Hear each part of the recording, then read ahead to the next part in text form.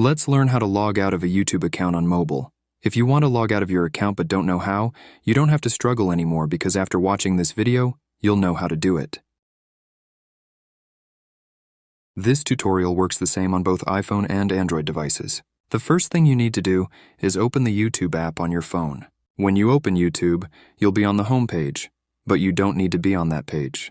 You need to be on the page that shows information about your channel. You can get to this page by clicking on your profile icon located in the bottom right corner of the screen. Once you're on that page, you'll see several options. Among all those options, you need to click on the Settings option, which is located in the top right corner of the screen. When you click on that option, a page with more options will open. On that page, you need to click on the Accounts option, which is the second one on the Settings page. When you click on the Accounts option, a page will open showing your accounts on YouTube. And below the accounts, you will see some options. From those options, you need to click on Use YouTube Signed Out. After you click that, you'll be watching YouTube without being logged into any account. That was the tutorial on how to log out of your YouTube account. So, thanks for watching. See you in the next video.